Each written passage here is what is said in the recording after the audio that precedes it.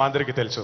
And now well ఆయన cinema ప్రొడ్యూసర్గా మనందరికీ స్పెషల్గా యువతను ఉద్దేశించి ఎన్నో మంచి సినిమాలు తీసిపెట్టారు.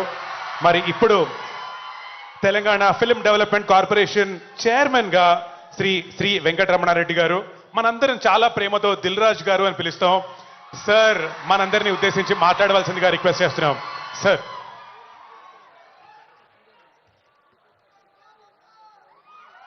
వేదికను అలంకరించిన రాష్ట్ర ముఖ్యమంత్రి వర్యులు శ్రీ రేవంత్ రెడ్డి గారికి, అలాగే పార్లమెంట్ సభ్యులు విశ్వేశ్వర రెడ్డి గారికి, అలాగే మా గ్లోబల్ స్టార్ రామ్ చరణ్ గారికి,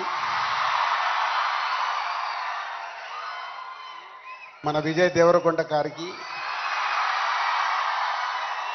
అలాగే డీజీపీ జితేంద్ర గారికి అండ్ డిపార్ట్మెంట్ అండ్ పెద్దలందరికీ, మంత్రివర్యులు గారికి, అందరికీ మీ అందరికీ good evening. CM Revanth Reddy గారితో ఒకరోజు నేను ఫ్లైట్లో వైజాగ్ నుంచి హైదరాబాద్ జర్నీ చేస్తున్నాను. ఆ రోజు ఎందుకో రేవంత్ రెడ్డి గారు నాతో ఒక మాట చెప్పారు, తెలంగాణ రాష్ట్రంలో డ్రగ్స్ లేకుండా చేయాలి అని.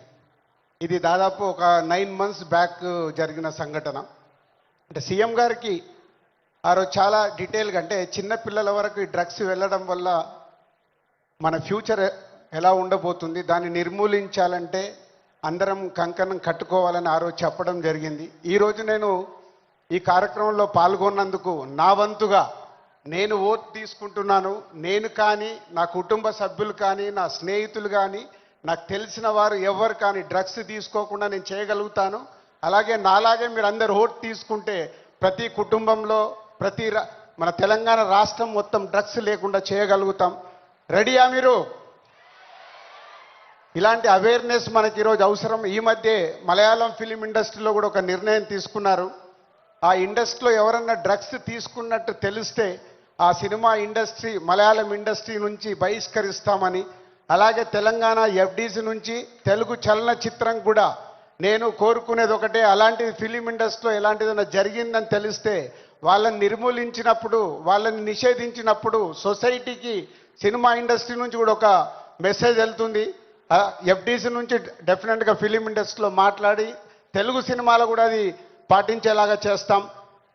సో ఇది మన కర్తవ్యం.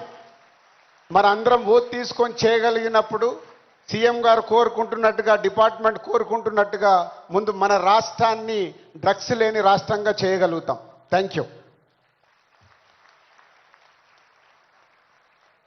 Thank you, sir.